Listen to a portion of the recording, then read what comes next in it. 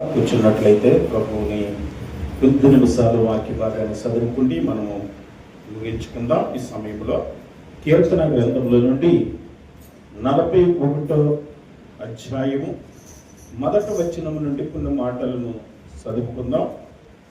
కీర్తన గ్రంథము 41వ అధ్యాయము. దీనులను కటాక్షించువాడు ధన్యుడు, ధన్యుడు.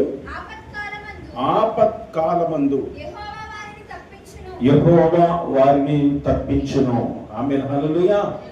ఇక్కడ ప్రభు చెబుతున్న మాట ఏంటంట, పేదలను కటాక్షించేవాడు. ఆమేన్, హల్లెలూయా.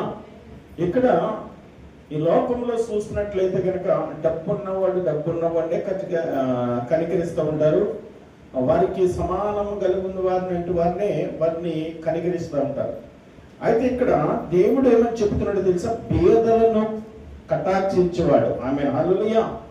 పేదల్ని కటాక్షించేవాడు ఎవరు అని అడిగితే మన ప్రభువైన యేసుక్రీస్తు వారు. ఆమె హల్లెలూయా.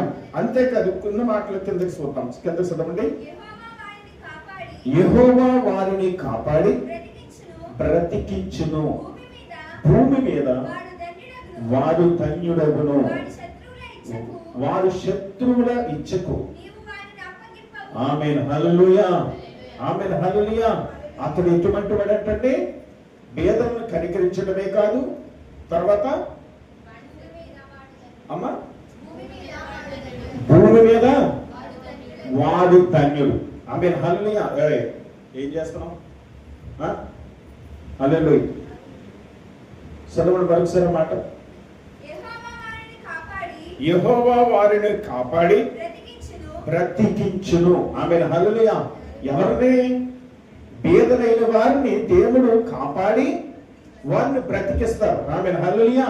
ఈ లోకంలో మనం పేదవారిగా ఉంటే మనం ఈ లోకంలో బ్రతకలేము. డబ్బున్నవారు ఎదుట ఎటువంటి పరిస్థితులైనా సరే సెలమని చేయొచ్చు తప్ప మనలాంటి వాళ్ళు డబ్బు లేని వాళ్ళని సెలమని చేయలేము, మాట్లాడి. అయితే ఇక్కడ దేవుడు ఏమంటున్నాడో తెలుసా? ఆయన పేదలను కనికరించడమే కాదు, వారిని కాపాడతాను అని అంటున్నాడు. ఆమేన్, హల్లెలూయా.